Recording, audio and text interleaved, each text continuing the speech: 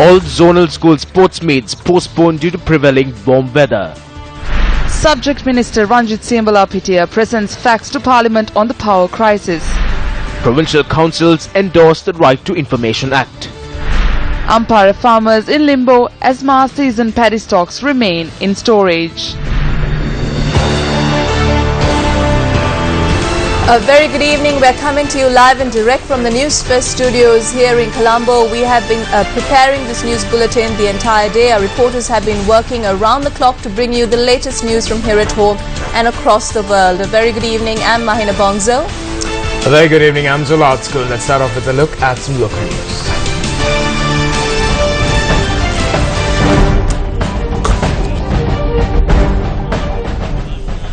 In news from the President's Diary this evening, the book Thunkaldutu Paravithana, penned by veteran writer Sirimal Wijatunga, was unveiled today. The first copy of the book was presented to President Maithripala Sirisena. The book includes the life details and services rendered by the late Professor Senarat Paranavithana, who was a pioneering archaeologist and epigraphist of Sri Lanka and whose works dominated Sri Lankan archaeology and history in the middle part of the 20th century. Intellectuals and artists were among those present for the event. Mahacharya Senarat Paranavithanayan ජාතික වස්තුවක් පමණක් නෙවෙයි. The late Professor Senarat Paranavithana was not only a national treasure, he was also an international treasure. He was indeed a great person. His knowledge and vast experience is immense. When we speak of the Buddhist culture and history, he is one who has rendered an insurmountable service to it. He is a great Sri Lankan. Today, with the advances in technology, the present generation is at unease. Such a calm and intelligent person is indeed an example to them. ලෝකයට එක්කල මෙවැනි මහා චරිත මහා ආදර්ශයක්. Speaker Karu Jayasuriya, delivering the statement by the President in Parliament today, announced that the provincial councils had endorsed the Right to Information Act. This bill was referred to provincial councils for the expression of their views their own. Accordingly, the provincial councils have expressed their views as follows. 1. Western Province agreed. 2. North Western agreed. 3. Sabaragamu agreed subject to amendments. 4. Central agreed. 5. Eastern agreed. 6. Southern agreed. 7. North Central agreed subject to amendments. 8. Uva agreed. 9. Northern agreed subject to amendments. Minister of Power and Renewable Energy Ranjit Siyambala presented facts to Parliament today on the island-wide blackouts experienced in the country. It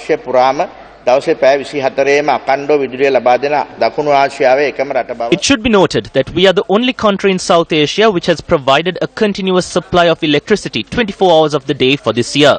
However, even though the power sector has been one of the most successful sectors among the other development sectors in the country, due to the 3 island-wide power cuts the country faced within the past 6 months, the electricity and power sector came under much discussion among the public in the country. We were able to submit the committee's interim report to His Excellency the President this morning. According to this report, the Ministry has taken short-term and long-term measures to provide the country with an uninterrupted supply of electricity.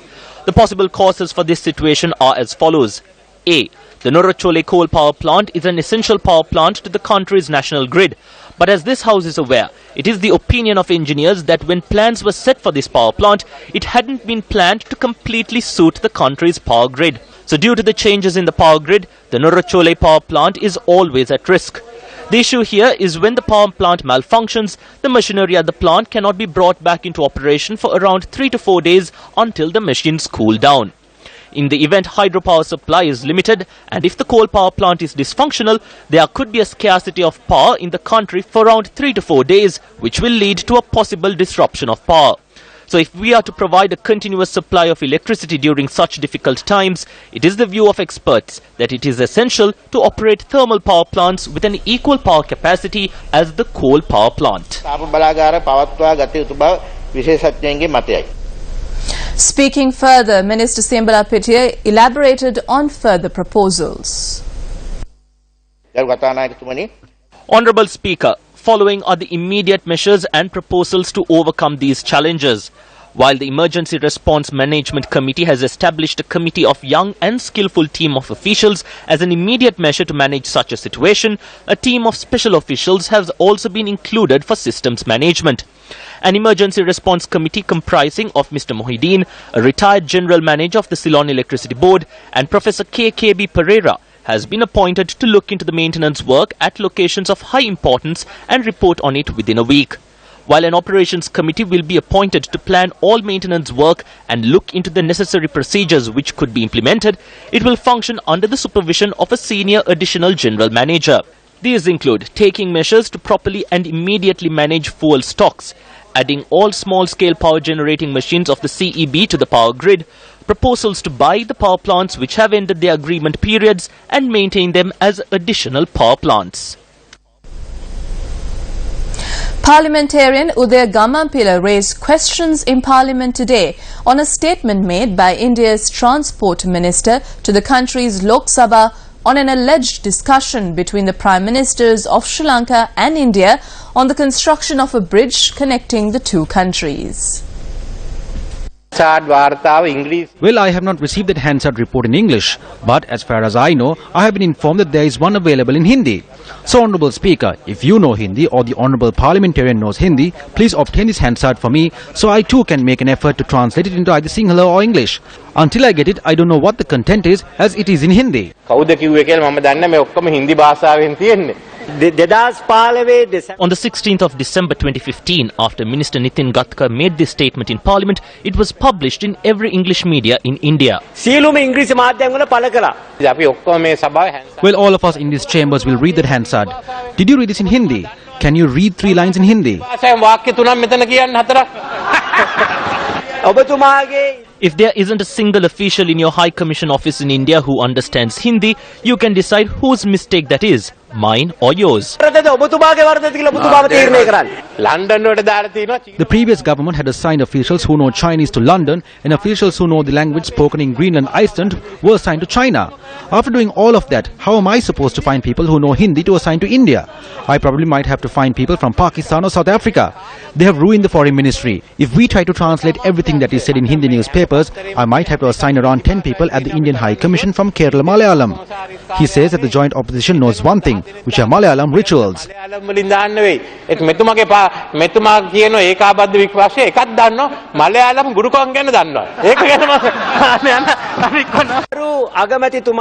I thank the Honourable Prime Minister for providing us with entertainment, but my third sub-question is, do you not know how to answer the question that has been asked?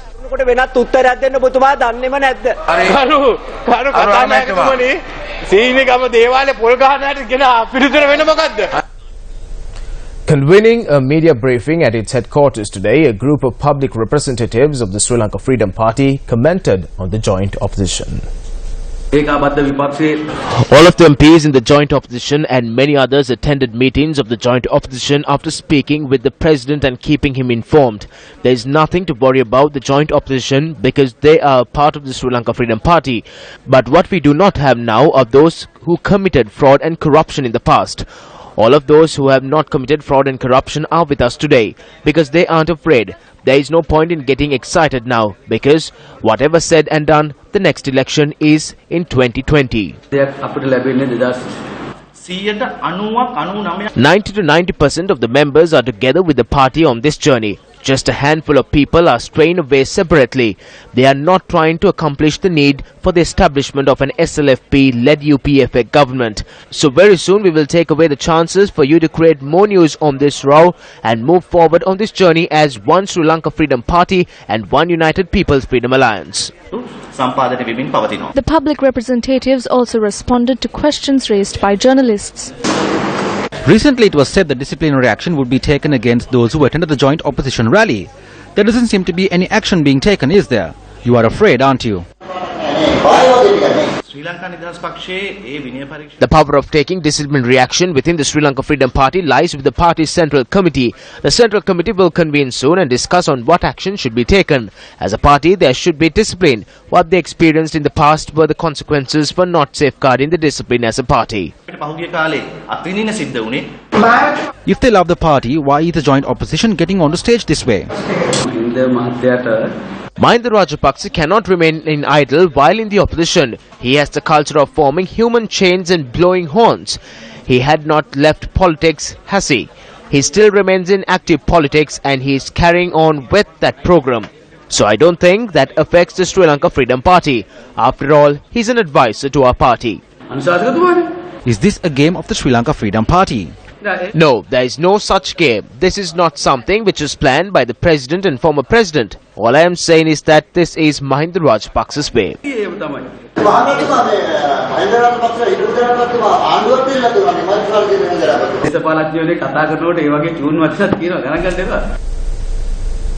Leader of the Navasama Samaja Party, Dr. Vikramabahu Karunaratne, commented on the rally organized by the joint opposition in Colombo recently. There is no Muslim and Tamil representation in the joint opposition meeting. When the leader raises the hand, everyone else raises the hand. When the leader lowers the hand, everyone else lowers the hand. If he looks to one side, everyone looks at that direction. Even Hitler did not have a following like that. They say that they will drive away this government. They have around 30 MPs. How are they going to drive away the government with only 30 MPs? They must be having another option.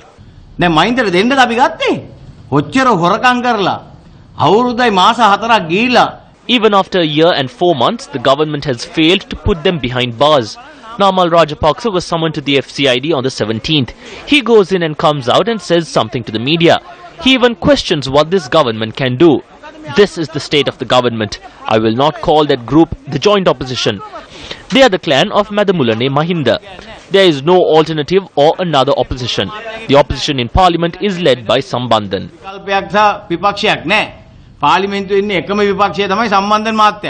Azad Sali also commented on leader of Sri Lanka Muslim Congress, Minister Rauf Hakim. What is the agenda of Hakim? When he was with the first government, he asked for a certain amount. With the second government, he asked for a certain amount. All the funds are deposited in Malaysia. That is the resolution in his conference. Removing the party general secretary is his resolution. His resolution also calls for the removal of anyone who opposes him. Minister Hakim is the government's lover. In more local news, experts are of the view that the Ceylon Electricity Board moving towards coal power projects is an obstacle to the government's efforts to generate electricity using renewable energy. The proposed Sampur coal power plant was launched, citing that low-cost electricity would be provided by the year 2017 to meet the increasing demand. Sri Lanka's second coal-fired thermal power plant is implemented as a joint venture of the Ceylon Electricity Board and the National Thermal Power Corporation of India. The joint venture company has been incorporated as the Trincomalee Power Company Limited. However, last year the Ministry of Power and Energy introduced the Sri Lanka Energy Sector Development Plan for a knowledge-based economy aimed with a vision to capture the full potential of all renewable resources and increase the share of renewable energy in electricity generation to 100% by the year 2030. In 2013, the primary energy supply through coal was 4% and the plan hopes to drop that figure to 1% by 2030. While the government introduced such a policy, the Ceylon Electricity Board continues to focus on coal power plants in a bid to generate electricity for the coming years. The Ceylon Electricity Board's proposed long-term plan to construct 13 coal power plants by 2030 was rejected by the Public Utilities Commission or the PUC. However, plans are afoot for the construction of the 500 megawatt coal power plant proposed to be constructed in Sampur. Experts point out that a coal power plant poses a threat to the environment and emits poisonous gases to the atmosphere. Ecologists say that going ahead with the proposed coal power plant will bring about a very dangerous situation. According to environmentalists, poisonous gas released from the Norocholai and Sampur power plants would spread to many areas with the intermonsoonal rains and could bring about many health issues. பல்தேசிய கம்பெனிகள் எங்களை விலைக்கு வாங்குவதற்கு Multinational companies are establishing various institutions in the country in order to make us work for them. This is not only affecting the electricity sector. This situation can be seen in all other sectors as well. The shortage of power was brought to the limelight very recently. The reason for this is the actions of multinational companies. There are allegations that they are attempting to establish power plants all over our area. Experiences from India and other places show that coal power are very harmful.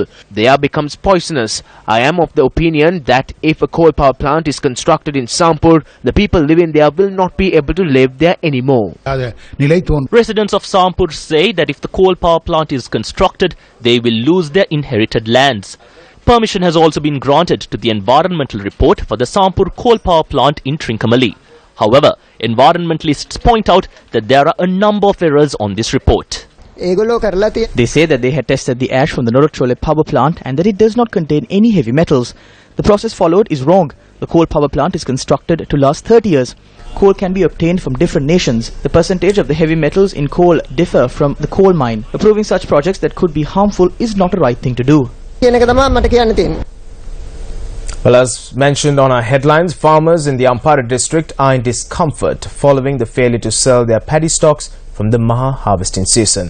Farmers say that storage facilities still housing previous paddy stocks had led to this situation. Farmers say that during the seasonal meeting, the Paddy Marketing Board promised to clear the storage facilities and commence purchasing new stocks from the 1st of this month.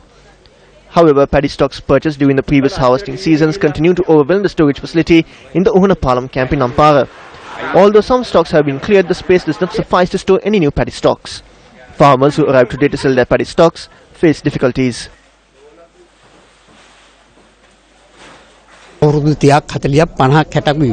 have never experienced such a trouble in the past 30 to 40 years. There was a list before. Only 50 persons from the list are taken in today. What are the other farmers to do? Paddy stocks are in the houses. Tractors are used. The payments need to be made. The tractor owner will not come until we make the payments. We need this issue solved. The Uhana Koskas Junction paddy storage facility is also overwhelmed with paddy stocks. Farmers who arrived today to sell their paddy stocks face difficulties. A group of farmers staged a protest in the Amlipiti area demanding the fertilizer subsidy be granted back like it was done in the past and a fair price for the harvest be given. Farmers from Katigala and Halmilkati area were part of this protest. Another group of farmers from Katigala Ara to Udawala staged a demonstration from the Denzel Kobakado statue in Nudugama, Amlipitia. Later the farmers blocked the main road and staged a demonstration. The protesters then arrived opposite the Amlipiti Divisional Secretariat and stated their plea to the Divisional Secretary Wasanta Gunaratne. The Farmers Association demanded that the fertilizer subsidy be granted to them as it was done before. I accepted their letter and I will direct it to the District Secretary of Ratnapura tomorrow.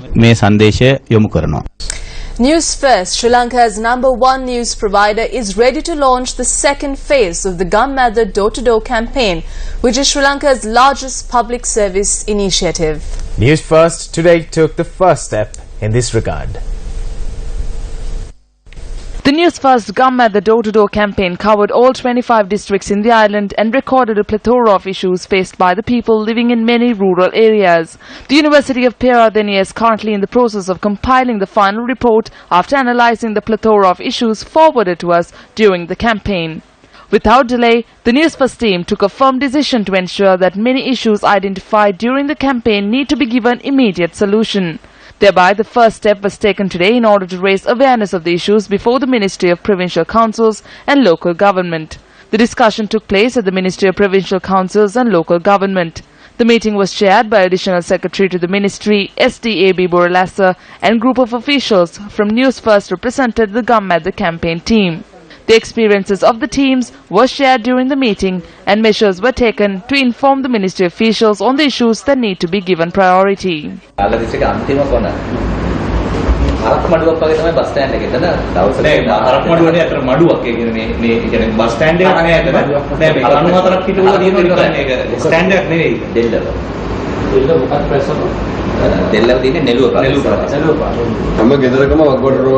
There is at least one person in every household suffering from chronic kidney disease. The hospital they need to go is located in Mahiyanganaya. They face many difficulties, including the threat of wild elephants. A solution needs to be provided. A large number of dilapidated roads needs to be renovated. At times, our vehicles could not access the villages because of the state of the roads. Around 1,000 to 2,000 persons live in the villages. We have collected all this data as well.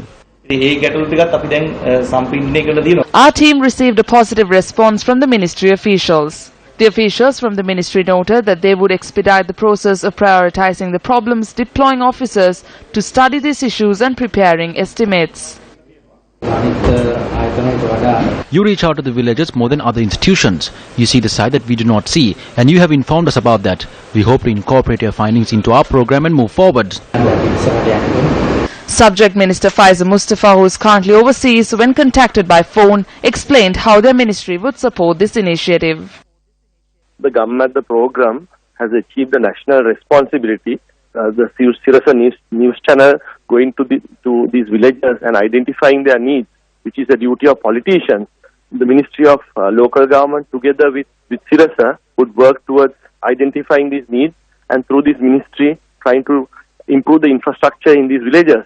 Once again, I'm thankful to Sirasa and the MTV network for carrying out this national responsibility, as they have gone to places which most politicians do not go to. And some of these areas, they lack basic infrastructure needs, and this would help my ministry in identifying the needs and attending to their needs. In more news this evening, the prevalent warm weather has forced the Ministry of Education to postpone all zonal school sports meets. Due to the prevalent warm weather in the country, we have decided to conduct all zonal school sports meet by the end of April or in May. The medical professionals have informed us that the prevalent weather will be harmful towards children. Therefore, we have informed the principals to conduct the sports meets during the first week of May. We have also decided to conduct the national level games in September and provincial games in July.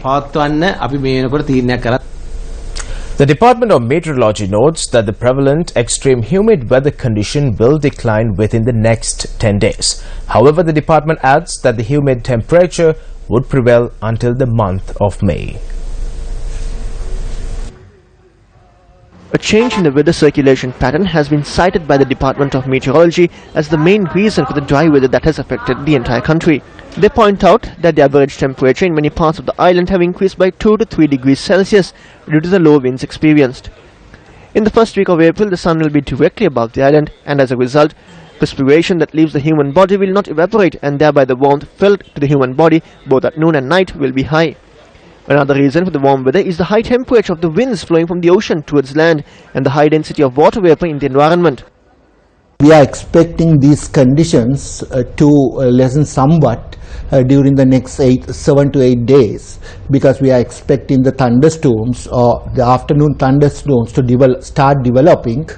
When the thunderstorms developed, it will to a certain extent lessen this heat. However, complete lessening of the heat can only be expected in May. The highest temperature was recorded from Mahilupallama, which stood at 37.4 degrees Celsius.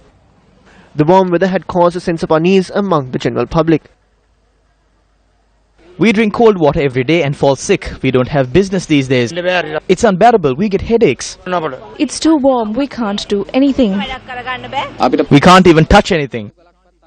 We came here today to build the roof. Because of the heat, it's hard to work. It's too warm and we feel uncomfortable. Doctors say that in order to avoid any health-related issue caused by warm weather, one must consume water more than the usual intake. During this period, when we experience excessive heat in the environment, we must drink enough water to replace what is lost from our body. Now, this is very essential because we need to prevent dehydration. It is best if we can keep our workers off field during maybe 11 to 3 o'clock. If they have to work, we must make sure that they drink enough water. Talking about children, now children have a relatively smaller body size. Therefore, amount of water inside their bodies is relatively less.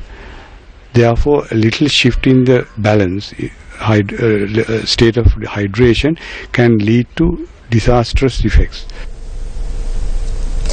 PE Plus, the leader in the manufacturing of water tanks in Sri Lanka, introduced a new range of highly efficient water tanks to the market today. Now, the new range was introduced at the PE Plus factory in Anuradhapura. PE Plus boasts of being the pioneer in introducing state-of-the-art water tanks in Sri Lanka. The manufacturing of this new range of safety water tanks commenced this morning at an auspicious time following religious observances. Joint Managing Director of the Capital Maharaj Organisation Limited, Sashi Rajamahendran, CEO, Group Director Mohan Barara and other senior officials were present for the launch.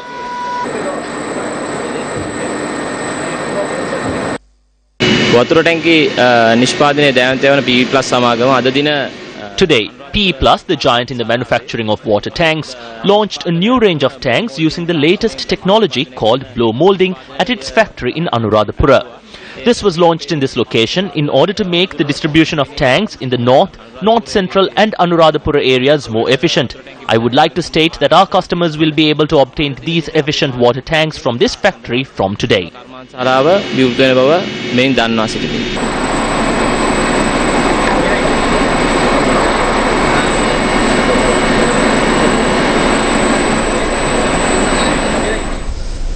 A traditional handicrafts and textiles exhibition titled India-Sri Lanka's Shilpakala opened today.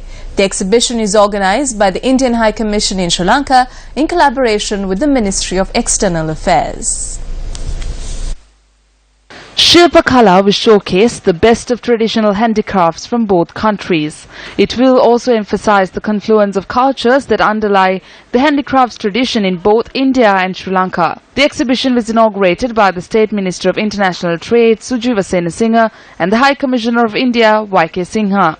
The exhibition will be held until the 27th of March at the BMICH.